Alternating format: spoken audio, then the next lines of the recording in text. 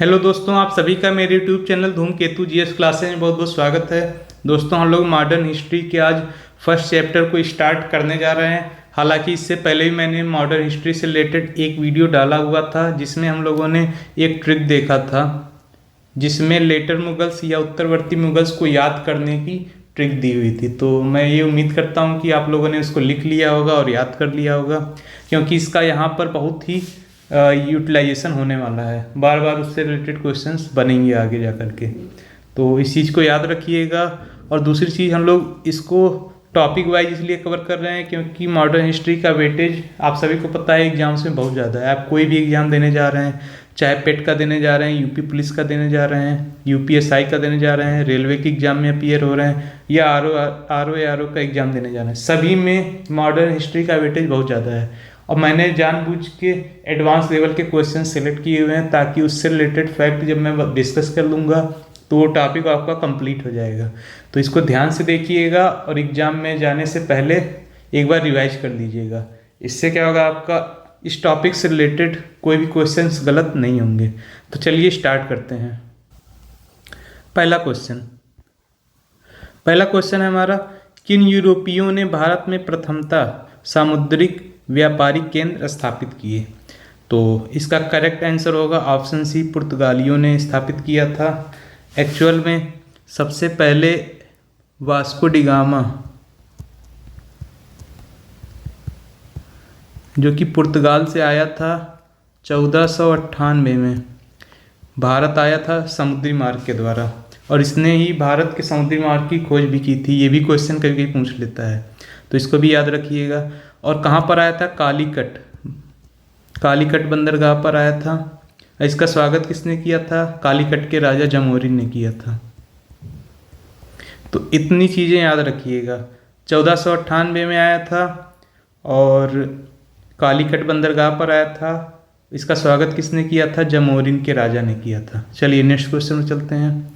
अगला क्वेश्चन है, Vasco D gamma Calicut पर किस वर्ष में आया? तो अभी अभी मैंने बताया 1498 ईस्वी में आया था। मैं एग्जैक्ट डेट भी बता देता हूँ, 20 मई 1498 को आया था। इसका स्वागत किसने किया था? जमोरिन ने किया था। ये चीज़ याद रखिएगा। चलिए अगले क्वेश्चन पर चलते हैं। निम्नलिखित में से किसने वास्को डी गामा का कालीकट में स्वागत किया था? तो अभी अभी मैंने बताया कि कालीकट के राजा जो जमोरिन थे उन्होंने वास्को डी गामा का स्वागत किया था। ये चीज़ याद रखिएगा। और ये कब आया था? 20 मई 1498 को आया था। चलिए नेक्स्ट क्वेश्चन में चलते हैं। पुर्तगाली उपनिवेश का प्रथम वायसराय भारत में कौन हुआ? तो सबसे पहला वायसराय कौन हुआ था? अल्मीडा हुआ था। इसका करेक्ट आंसर सी होगा। इसका पूरा नाम था फ्रांसिस्को डी अल्मीडा। ठीक है, ये पूरा नाम था फ्रांसिस्को डी अल्मीडा। कब से कब तक था? 1505 से लेकर के 1509 तक था। और जो नीला जल की नीति है या ब्लू वाटर पॉलिसी जिसको कहते हैं, ब्लू वाटर पॉलिसी, वो इसी ने लेकर आया था, ब्लू वाटर पॉलिसी। चलिए नेक्स्ट क्वेश्चन में चलते हैं। अगला क्वेश्चन हमारा यही है, निम्नलिखित में से कौन नीला जल योजना या ब्लू वाटर पॉलिसी से संबंधित था? ये क्वेश्चन आ चुका है उत्तराखंड पीसीएस में। तो ये बहुत ही इंपॉर्टेंट क्वेश्चन है। कभी कभी एसएससी और यूपी ट्रिपल एससी जो है ये क्वेश्चन डायरेक्ट पूछ लेते हैं, तो इसको याद रखिएगा। डी अल्मीडा ने लेकर आया था, और डी अल्मीडा 1505 से लेकर के 1509 तक वायसराय था। चलिए अगले क्वेश्चन में चलते हैं। पुर्तगालियों ने भारत में निम्नलिखित में से किस स्थान पर प्रथम दुर्ग का निर्माण किया था? ये क्वेश्चन वेरी वेरी इंपॉर्टेंट है और यूपी पीसीएस में भी 2010 में आ चुका है। तो इसका करेक्ट आंसर होगा ऑप्शन सी, कोचीन में किया था। और इसमें किसका हाथ था बनवाने में? अल्बुकर्क का हाथ था, अल्बुकर्क। अब कहेंगे ये कौन है? ये वायसराय था भारत का 1509 से 1515। ठीक है, और ये फोर्ट कब बना था, दुर्ग कब बना था? 1503 में। तो उस समय ये वायसराय नहीं था अल्बुकर्क, लेकिन इसकी सहायता से ही जो है, इसके नेतृत्व में ही ये प्रथम दुर्ग का निर्माण हुआ था 1503 में। और ये कब से कब तक वायसराय था? 1509 से 1515 तक था। चलिए अगले क्वेश्चन में चलते हैं। बंगाल की निम्नलिखित फैक्ट्रियों में से एक जो पुर्तगालियों द्वारा स्थापित की गई वह थी। तो इसका करेक्ट आंसर होगा आपका सी, हुगली में। अच्छा, किसके नेतृत्व में स्थापित हुई ये भी नाम जान लीजिए, नीनो डी कून्हा। और ये कब से कब तक वायसराय था? 1529 से लेके 1538 तक। ये सब याद रखिएगा जो मैं यहाँ फैक्ट लिख रहा हूँ, आप एक बार रिवीजन कर लेंगे आपको खुद ही याद हो जाएगा। तो बंगाल में इनकी फैक्ट्री किसके नेतृत्व में स्थापित हुई? नीनो दी कून्हा के नेतृत्व में, जो कि हुगली शहर में स्थापित की गई। ये चीज़ याद रखिएगा, बहुत इंपॉर्टेंट क्वेश्चन है, यूपी पीसीएस में भी आ चुका है ये। चलिए नेक्स्ट क्वेश्चन चलते हैं। अगला क्वेश्चन है, निम्नलिखित में से कौन कलकत्ता का संस्थापक था? ये भी मोस्ट इम्पॉर्टेंट क्वेश्चन है, इसको लिख लीजिएगा, ये पीसीएस 2004 में भी आया हुआ है। तो इसका करेक्ट आंसर होगा ऑप्शन बी, जॉब चारनॉक ने किया था। अच्छा, किस सन में किया था? कभी कभी ये भी पूछ लेता है, तो ये भी लिख लेना भैया, 1698 ईस्वी में किया था। अच्छा, दो और इनके प्रेसिडेंसी थे, ये तो बंगाल प्रेसिडेंसी हो गया, इसमें कलकत्ता की स्थापना 1698 में हुई। एक था बम्बई प्रेसिडेंसी। अच्छा, इसकी स्थापना कब हुई थी ये भी जान लो, 1668 में गेराल्ड के द्वारा हुई थी, जिसको ये चार्ल्स द्वितीय से प्राप्त किया था 1668 में। अच्छा, इसका किराया कितना था? 10 पाउंड प्रति वर्ष, मतलब एकदम बहुत ही कम दर पे इसको जो है बम्बई मिल गया था। अच्छा, इनको बम्बई कैसे मिला था? चार्ल्स द्वितीय को इनको दहेज में मिला था 1662 में, जब इनकी शादी हुई थी पुर्तगाल की राजकुमारी कैथरीन से हुई थी। तो दहेज में इनको मिला और इन्होंने जो है 1668 में 10 पाउंड प्रति वर्ष की दर से इसको दे दिया गेराल्ड को, और वहाँ से जो है बम्बई प्रेसिडेंसी की स्थापना हुई। चलिए अब नेक्स्ट क्वेश्चन चलते हैं। अगला क्वेश्चन है, लंदन में ब्रिटिश ईस्ट इंडिया कंपनी के गठन के समय भारत का निम्नलिखित में से कौन बादशाह था? तो अभी अभी मैंने बताया कि आप लोग मुगल्स के बारे में याद रखिएगा, जो जो चीज़ें मैंने बताई हैं। तो उस समय कौन था बादशाह? अकबर था। तो अब कहेंगे याद कैसे रखा जाए? ये क्वेश्चन देखिए बहुत ही इंपॉर्टेंट है, क्योंकि ब्रिटिश ईस्ट इंडिया कंपनी जब आई थी तब कौन बादशाह था, और जब उसका स्थापना हुआ था, गठन जब हुआ था, तब कौन बादशाह था। ये दोनों क्वेश्चन मैं क्लियर कर देता हूँ, और ये देखिए पीसीएस में भी आ चुका है और लोअर सबऑर्डिनेट में भी आ चुका है, यानी कि ये क्वेश्चन काफ़ी इंपॉर्टेंट है। तो अकबर का रेन कब से कब तक था ये पहले मैं बता देता हूँ, 1556 से लेकर के 1600। ठीक, तो जब गठन हुआ था इनका ये 1556 से 1605 तक अकबर का शासन था भारत में। तो इनका गठन हुआ था 31 मई 1600 ईस्वी में। तो उस समय कौन था यहाँ का बादशाह? अकबर था। लेकिन जब ये लोग आए 1608 में आए, तब कौन बादशाह हो गया था? जहांगीर हो गया था। तो ये चीज़ें कंफ्यूज करती हैं, एग्जाम में पूछी जाती हैं। तो ये अगर ईयर आपको याद है 1556 से 1605 तक अकबर था, तो आपको कभी नहीं है मिस करेगा। और ये भी याद रखिएगा 31 मई 1600 में इनको चार्टर मिल गया था एलिजाबेथ फर्स्ट के द्वारा। तो ये चीज़ याद रखिएगा, ये क्वेश्चन काफ़ी इंपॉर्टेंट है। स्थापना हुई थी अकबर के टाइम में, और आए किसके टाइम में थे? जहांगीर के टाइम में आए थे। चलिए नेक्स्ट क्वेश्चन चलते हैं। भारत में 1613 ईस्वी में अंग्रेजों ने अपनी पहली फैक्ट्री कहाँ स्थापित की थी? तो पहली फैक्ट्री जो है सूरत में स्थापित की थी, और 1613 में ये स्थायी फैक्ट्री थी या परमानेंट फैक्ट्री थी। अब कहेंगे कि टेम्परोरी वाली कौन सी थी? तो टेम्परोरी वाली ये मसूलीपट्टनम में थी। मसूलीपट्टनम उस समय इनको अधिकार नहीं प्राप्त था कि ये लोग व्यापार कर सके, तो इन्होंने एक टेम्पोररी सेटलमेंट बना लिया मसूलीपट्टनम में और 1611 में। तो ये दोनों क्वेश्चन पूछा जाता है, पहला टेम्पोररी सेटलमेंट 1611 में और दूसरा सेटलमेंट 1613 में सूरत में किया था। ये परमानेंट सेटलमेंट था, ये टेम्पोररी था। तो अगर कुछ नहीं देता है तो सूरत पे टिक मारिएगा, ठीक है। और अगर ऑप्शन में ये दे देता है अस्थाई फैक्ट्री कहाँ लगाई, तो मसूलीपट्टनम 1611 में, इसको टिक करिएगा। चलिए अब नेक्स्ट क्वेश्चन में चलते हैं। अगला क्वेश्चन भी काफ़ी इंपॉर्टेंट है हमारा। निम्नलिखित यूरोपीय व्यापारिक कंपनियों में से किसने सूरत में सर्वप्रथम अपना कारखाना स्थापित किया? तो इसका करेक्ट आंसर हो जाएगा ऑप्शन बी, अंग्रेजों ने स्थापित किया, वो भी कब? 1613 में। अभी अभी हम लोगों ने ऊपर देखा था पहला परमानेंट सेटलमेंट जो है सूरत में हुआ था। तो और लोग कब आए थे? इसका करेक्ट आंसर तो ये हो गया। और भी लोगों के बारे में जान लेते हैं क्योंकि सूरत काफ़ी इम्पॉर्टेंट व्यापारिक केंद्र रहा है। तो फ्रांसीसी कब आए थे? 1668 में सूरत में, ठीक। और डच कब स्टार्ट किए थे यहाँ से? 1616 में। तो सबसे पहले कौन आया? अंग्रेज आए सूरत में, उसके बाद कौन आया? डच आए, उसके बाद फ्रांसीसी आए। इस सीक्वेंस को याद रखिए, कभी कभी एग्जाम में सीक्वेंस भी पूछता है। चलिए नेक्स्ट क्वेश्चन चलते हैं। ब्रिटिश ईस्ट इंडिया कंपनी ने बम्बई किससे लिया था? अभी अभी मैंने बताया था जो बम्बई प्रेसिडेंसी थी उसको चार्ल्स द्वितीय को दहेज में मिला था। चार्ल्स द्वितीय को दहेज में मिला था। किससे दहेज में मिला था? पुर्तगालियों से दहेज में मिला था। क्यों मिला था? इनकी जो है शादी हुई थी वहाँ की राजकुमारी कैथरीन से। कब हुई थी? किस ईयर में हुई थी? 1662 में हुई थी।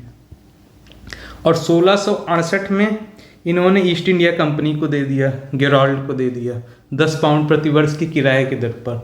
तो ये सारे फैक्ट आपके एग्जाम में पूछे जाते हैं। सबको एक बार वीडियो दोबारा देखेंगे तो सब याद हो जाएगा, लिखने की बहुत ज़्यादा ज़रूरत नहीं है, ठीक है। तो इसका करेक्ट आंसर हो जाएगा ऑप्शन बी, पुर्तगालियों से लिया था 1662 में। इनको दहेज में मिला था चार्ल्स द्वितीय को, और बाकी इन्होंने 1668 में ईस्ट इंडिया कंपनी को दे दिया। तो ये चीज़ याद रखिएगा। चलिए नेक्स्ट क्वेश्चन चलते हैं।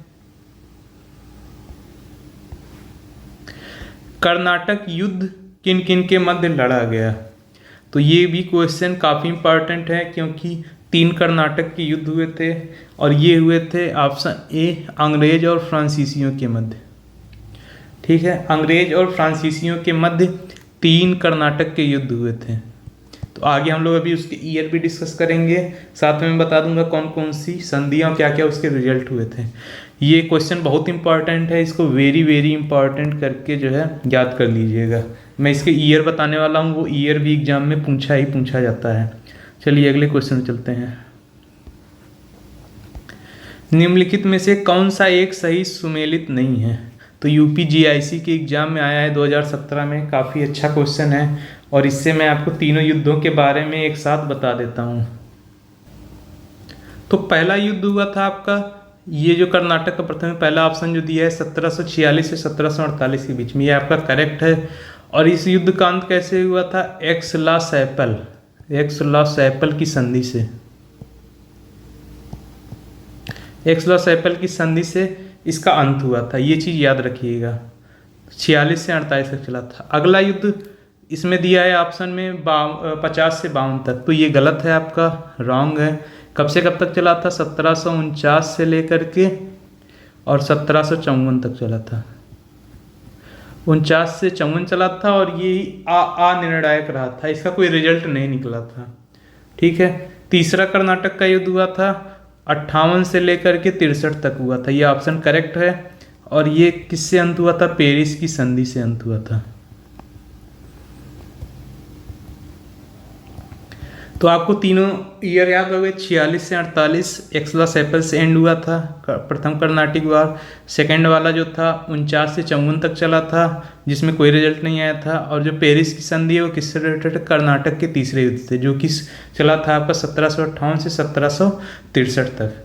और नेक्स्ट ऑप्शन है पानीपत का तृतीय युद्ध 1761 में हुआ था, तो ये ऑप्शन करेक्ट है। हमें पूछा गया था सही सुमेलित नहीं है, तो ये जो बी वाला ऑप्शन हम लोगों ने देखा था यही करेक्ट हो जाएगा, क्योंकि ये 50 से 52 तक दिया था, जो कि हमारा 49 से 54 तक था।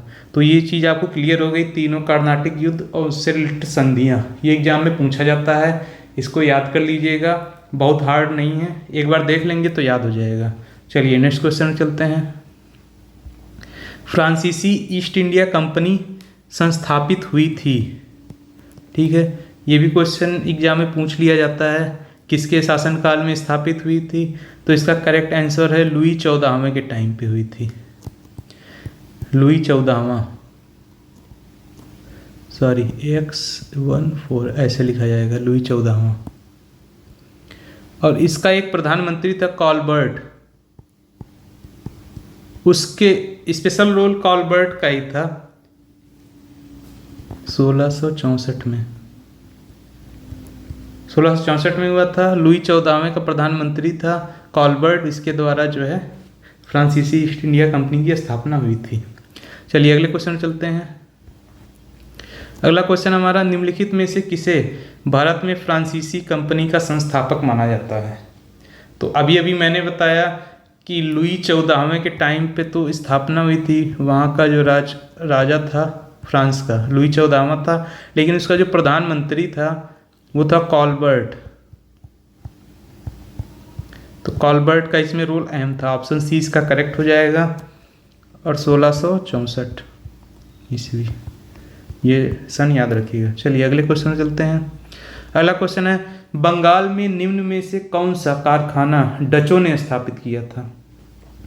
तो इसका करेक्ट आंसर मैं बताता हूँ। इसका दोनों आंसर करेक्ट हो जाएगा, एक हुगली और चिंसुरा। आप कहेंगे ये कैसे? एक्चुअल में जो हुगली शहर है इसी के अंदर एक गांव था चिंसुरा, तो ये गांव जो है इसके अंदर में आता है, इसीलिए दोनों ऑप्शन करेक्ट हो जाएंगे। अगर कहीं क्वेश्चन में ये पूछ लिया कि बंगाल में पहली फैक्ट्री या पहला कारखाना डचों ने कहाँ लगाया, तो उसका ऑप्शन ये नहीं करना, ठीक, उसका ऑप्शन ये करना पीपली में लगाया। पीपली में लगाया। कब लगाया था? 1627 ईस्वी में। तो बंगाल में जो पहली फैक्ट्री थी 1627 ईस्वी में थी। यहाँ पे जो क्वेश्चन है उसमें ये नहीं पूछा है, बस नाम पूछ लिया है कि कहाँ पे थी। तो इनका जो मेन सेंटर था बाद में, वो मेन सेंटर चिंसुरा बना था लास्ट में, क्योंकि पीपली के बाद ये लोग बालासोर शिफ्ट हो गए थे, फिर वहाँ से चिंसुरा में स्थापित किया, हुगली के चिंसुरा में, और चिंसुरा इनका जो है मेन सेंटर बन गया फिर। तो ये चीज़ याद रखिएगा। पहली डच फैक्ट्री बंगाल में कहाँ लगी थी? पीपली में लगी थी, ठीक है। और उनका जो मेन केंद्र था व्यापार का, वो बाद में हुगली के अंदर एक गांव था चिंसुरा में बना। तो ये क्वेश्चन याद रखिएगा, इसलिए मैंने इस क्वेश्चन को उठाया था ताकि मैं आपको इसके बारे में बता सकूं। चलिए अगले क्वेश्चन में चलते हैं। अगला क्वेश्चन है हमारा, निम्नलिखित यूरोपीय शक्तियों ने भारतीय व्यापार में समय समय पर प्रवेश किया। अब इनका सही क्रम क्या है? क्वेश्चन ये है, अंग्रेज, फ्रांसीसी, डच, पुर्तगाली। तो मैं आपको एक चीज़ बता देता हूँ कि इनका जो स्थापना वर्ष है और जो आगमन का क्रम है, ये दोनों अलग अलग हैं, थोड़ा सा डिफरेंस है दोनों में, स्थापना और आगमन में। तो मैं ये चीज़ आपको क्लियर कर देता हूँ कि इसमें कौन कौन सा जो है ऑप्शन सही होगा और क्या गलत है। तो मैं आपको ईयर वाइज डिस्कस कर देता हूँ। तो सबसे पहले यहाँ पे आने का क्रम पूछा है, प्रवेश का समय पूछा है, ठीक है। तो अंग्रेज कब आए थे? 1608 में। फ्रांसीसी कब आए थे? 1667 में। डच कब आए थे? 1605 में। पुर्तगाली कब आए थे? 1498 में।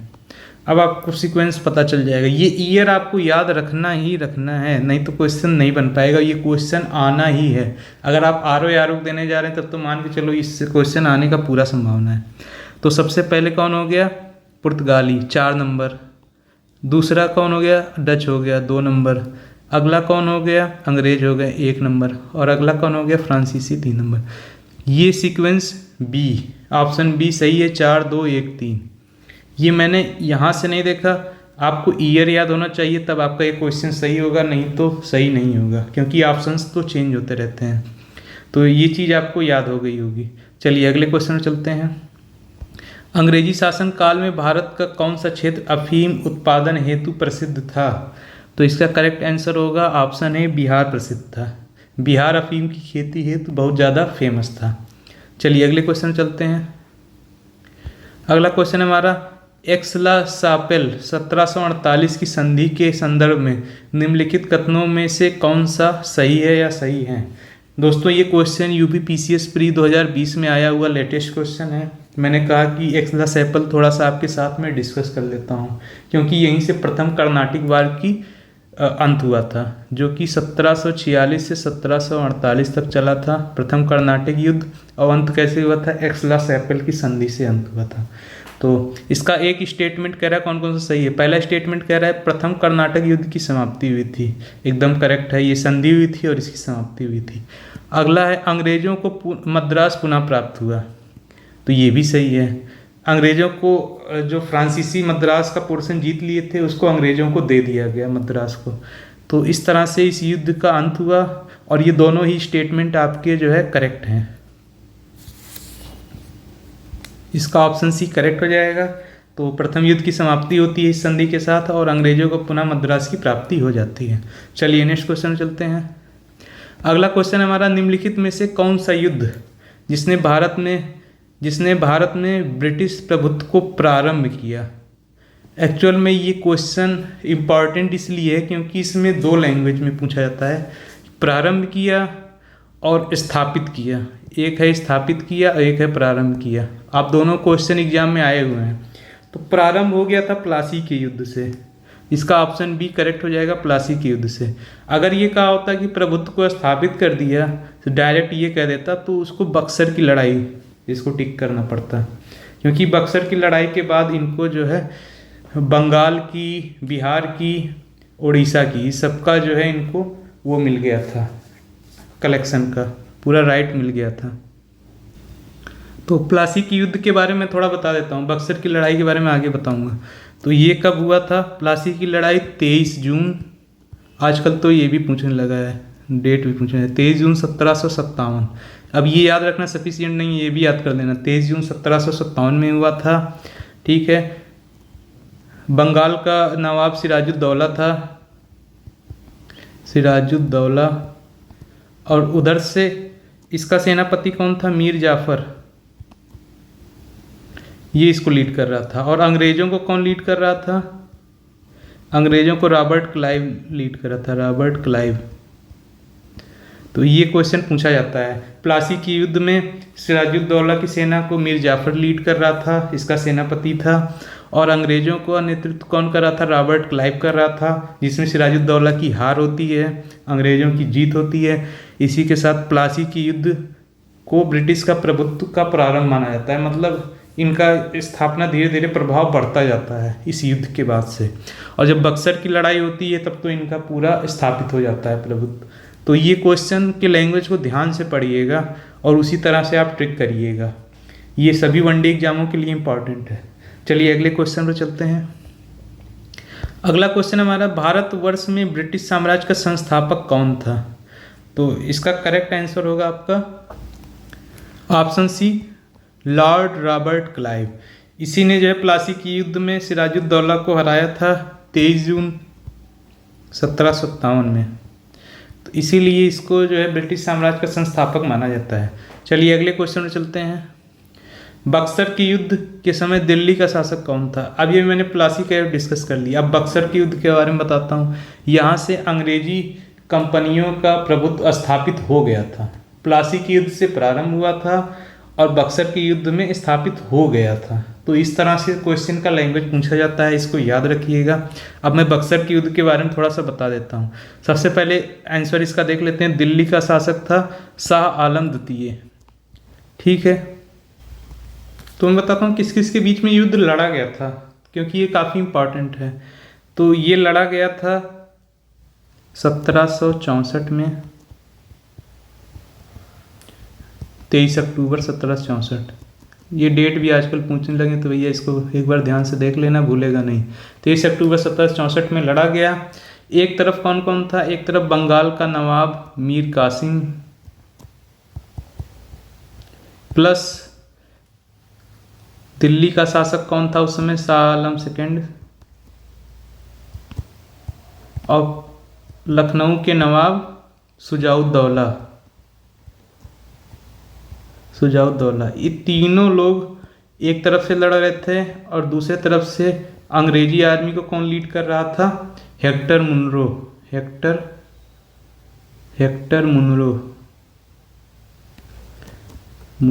ये इस तरह से। तो इसमें ये तीनों लोगों की कंबाइंड आर्मी हार जाती है और हेक्टर मुनरो जो अंग्रेज़ों की तरफ से लड़ रहा था वो जीत जाता है। इसके बाद इलाहाबाद की जो है संधि होती है। तो ये चीज़ जो है काफ़ी इम्पॉर्टेंट है, ये भी पूछ लेते हैं। और ये बंगाल का नवाब था 1764 तक, ये भी याद रखिएगा, जब ये लड़ाई हो रही थी।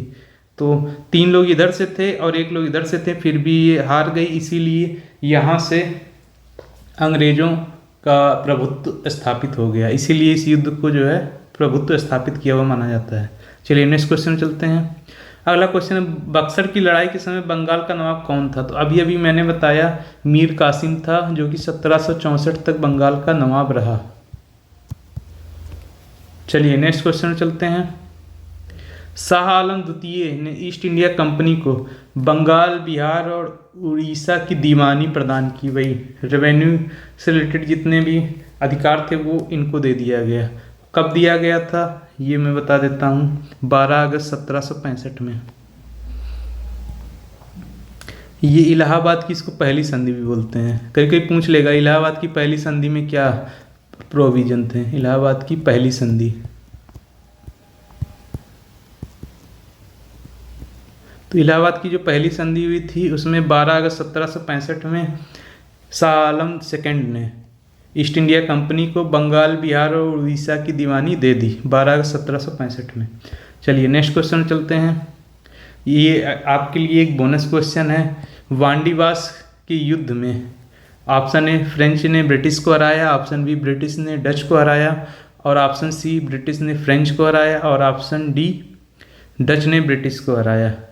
तो इसका करेक्ट आंसर होगा आपका ब्रिटिश वर्सेस फ्रेंच हुआ था। तो ईयर यहाँ पे लिखा हुआ है 1760 में हुआ था।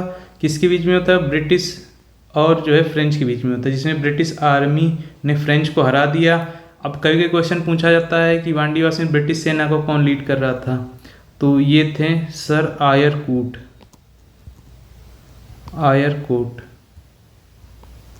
और फ्रेंच आर्मी को कौन लीड कर रहा था उस समय? काउंट